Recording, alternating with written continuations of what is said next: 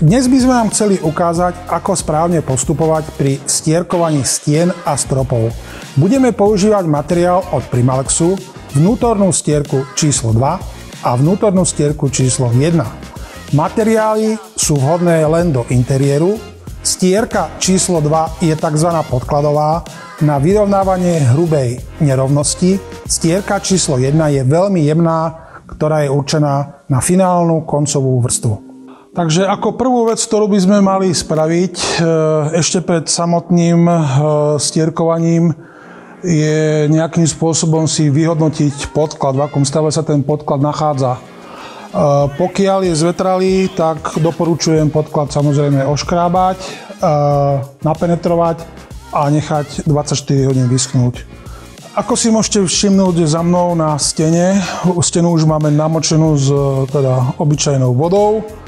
K škrabaniu používame takéto maliarské škrabky, ktoré na rozdiel od klasickej špachtle majú užšiu planžetu, tým pádom sa nám bude lepšie škrábať. Takže samotné škrabanie spočíva v tom, že takýmto spôsobom dáme dole ten starý pôvodný náter. Po oškrábaní a presknutí podkladu pristúpime k penetrácii.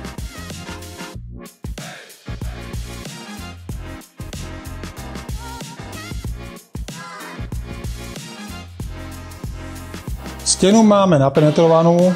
Je dôležité, aby nám podklad nie len vyschol, ale aj vyzrel.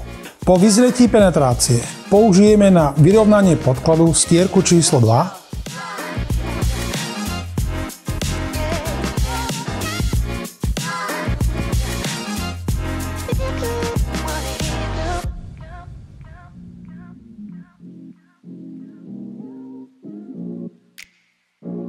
Po vyschnutí sa použije stierka číslo 1, ktorá je určená na koncovú úpravu stien.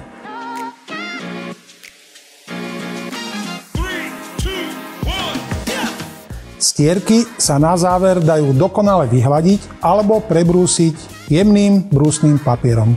A teraz by som vám chcel, vážení diváci, ukázať jeden zo spôsobov, ako sa dá upraviť sádrová stierka.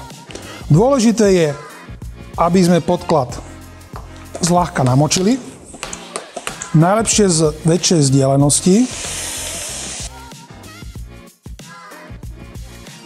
a zobrali si čo najširší obel alebo špachtlu a takýmto spôsobom vyhladili tú sádrovú stierku úplne do hladka. Ešte pred samotným maľovaním je dôležité stierkované podklady odprašniť a následne na to napenetrovať.